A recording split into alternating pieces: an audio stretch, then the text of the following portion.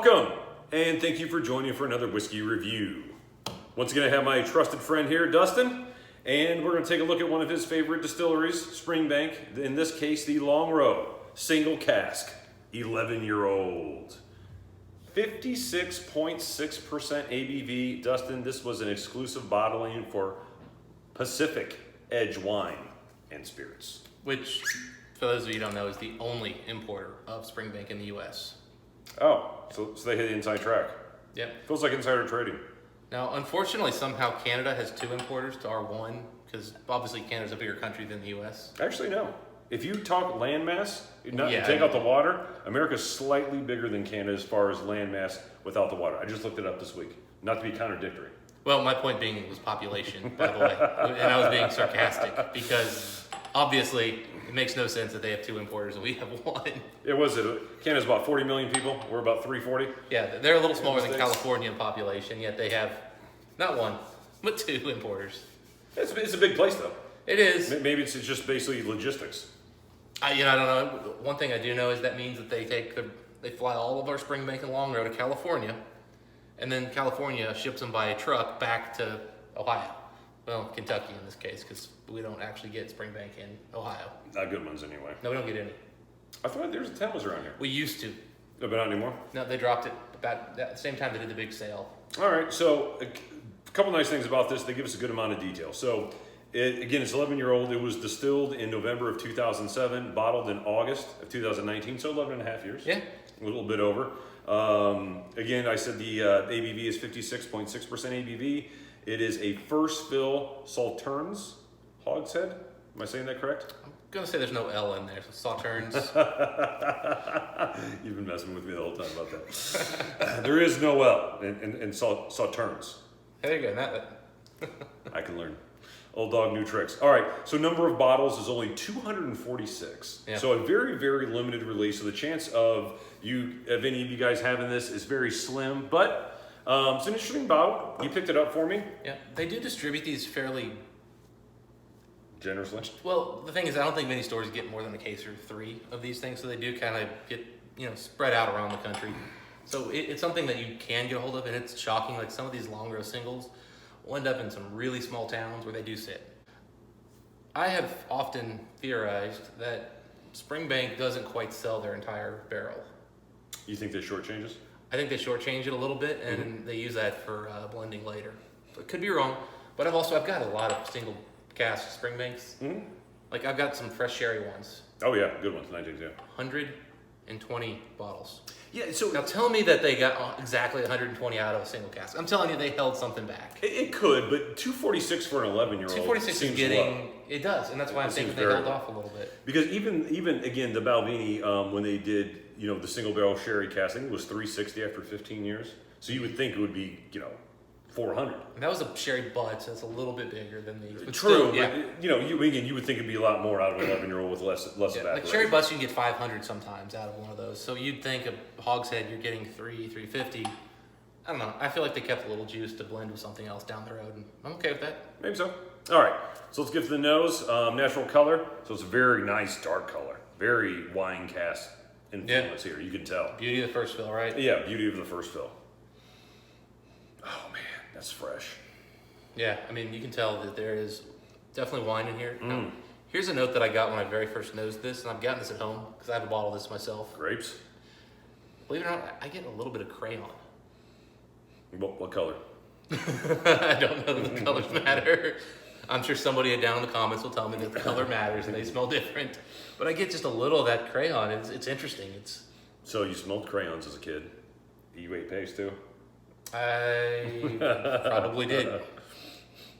I remember going to school and I remember getting like the 48 pack of crayons and thinking like, oh yeah, this year, I got all the colors. I remember the kid sitting next to me had the 64 with a sharpener in the back of it. And I thought to myself like, oh man, I didn't realize there was a 64. I'd talked my dad into buying me that one. Yeah. And you got a crayon sharpener in the back. And then the next day, what happens? The guy pulls out the 96 pack, and you're like, "What the heck? I give up." Yeah. Yep. You can't get there. Then you get the one that doesn't even you can't even take it to school. It's so big. Anyway, I got a story about paste too, but let's move on to the whiskey. All right, so I am getting a fresh grape note. I'm also getting, I'm getting that earthiness that I normally get with all the Longrows. Springbank earthiness, that funkiness. Almost like a flower note too in the background. You getting that at all? Yeah, the problem I have with all the Longrows and Lily? trying to get like sweetness out is I can't get past the funky. There's a little bit of that Springbank funk that we talk about, but there's salt with the peat because this is much. They call it heavily peated. I mean, it's heavily peated by only Springbank standards, but Yeah. there's a lot more peat in here than the regular one, and there's also just an earthy, rusted, just kind of Rusted bolt note. You're right. yeah, and it permeates everything. So like when Mike says I smell fresh grapes, I'm like I smell a grape, but it's not fresh. Well, I mean, it's a different smell. I mean, again, you are getting that musty, dirty Springbank, well, in this case, Longrow funkiness. Yeah, I hate to say it, but our buddy Keith always mentions sugar cookies, and I am getting that note here for sure. Yes, you see over here, someone sent me some Cheryl's cookies, and they're the sugar cookies, and they're like 3 different flavors, and I had like 15 of them in the last 2 days. I got to get rid of those things. And yeah, there is that sugar cookie with their white icing on it in this. I never really got that before until I had the Cheryl's cookies, the sugar cookies, and this particular one. Yeah, and when Keith first told me that, I looked at him like, you're a crazy person. But no, there's something there. And it's, yeah, there is. Well, to me, there is a dough note to it, a dough that's not been cooked note, along with the sugar cookie note. Yeah. And I would always gravitate to the uncooked dough note, but the sweetness of it is the sugar cookie note. Yeah. And I mean, you can tell there's some oak in here, but it's way back there. It's gentle. This has been one of my more enjoyable Longrows, just in general. I'm glad you talked me into buying it. Just because it helped when they were $80 a bottle. Oh yeah, we stole these things. We stole them. I mean, not literally. We didn't put it on a mask and steal them. Like, we just got a good price on them. Yeah, and then they gave me a discount because I bought a large number of these for a handful of friends. No, I mean, and again, for an $80 whiskey, when you consider cask strength, single cask whiskey, first fill, this was an excellent deal. Yeah, I mean, the market on this should be about $120. So if you're seeing this, if it's under $135, you're getting a reasonable price. Anything over that, somebody's gouging you. Anything less than that, buy. I don't know what it is today, but I'm picking up lemon on this too. Lemon custard again. I see where you're going with that. I think it is the Sauternes. I think it is that wine cask. It's just that grape, and it's just that wine alcohol note. But yeah, I see where you're going there. Almost like a champagne-y smell to it. Like champagne, now you're more in the... Like when you pour champagne and like you get the bubbles or whatever. Yeah, now I'm at a disadvantage here. I've never had a Sauterne wine, so I can't really tell you the distinct notes that are coming from that. I can just tell you that there's a wine element here that makes this different than any other Longrow I've ever had. Absolutely. I tell you what, so I took a quick sip. That grapey wine note really comes out on the palate. I mean, there's that earthy note that you get from Longrows, but it's really taken a step back from what I traditionally think when I think Longrow. On top of that, I mean, again, I'm getting like that light, like lily/lilac floral note on this one, which is really, really nice too. And again, it tastes fresh. You can definitely tell this is a really, really good cask they used on this. I would say I'm also picking up some nice vanilla on this one. It's the ridge caramel kind that comes in at the end. What are you picking up, man? Man, so I mean, you're totally getting this floral, flowery type thing with like a little bit of maybe white pepper. It's not a dark pepper. It's a spice and flower and floral. White cinnamon, white pepper, something like that. Yeah. Ooh, white cinnamon. That might be a good. That might be. I don't know what that means. It just feels like light cinnamon. No, I don't know what that means either. But that sounds right. Yeah, no, it does. Yeah, I mean, you got the Longrow character, which is that it's peat, it's meat, but it's very much that Campbelltown funk driven. I've often said you get like a bit of a barbecue sauce type note with these things. Like more of a vinegar barbecue. I can see that. Like vinegar that you would put on like vinegar and French fries with that salt. It's a heavy vinegar barbecue. So that thin barbecue, not the tomato like ketchup based ones, but the vinegar ones. You get a little of that sometimes on these Springbanks. I get that, and then you've got that like that grapey wine. Oh yeah. I tell you what, this is one of my favorite Longrows I've ever had. I've been really impressed with this one, and I've had some good Longrows. Yeah, and I'll tell you this. My bottle's a little lower than yours is. I mean, I've gone to this quite a bit. It's a great bottle. I mean, I bought 2 of them, and I wish I'd bought more. No, it's excellent. I'll be honest, I kind of wish I bought every bottle they had there that day. Kept them full for yourself? No, well, I still would have shared a few. They had enough. And also, I could have gotten a bigger discount. It could have been a $70 bottle at that point. Capitalism. All right, so now that we added a few drops of water, you picking up anything else on the nose? I'm still getting crayons.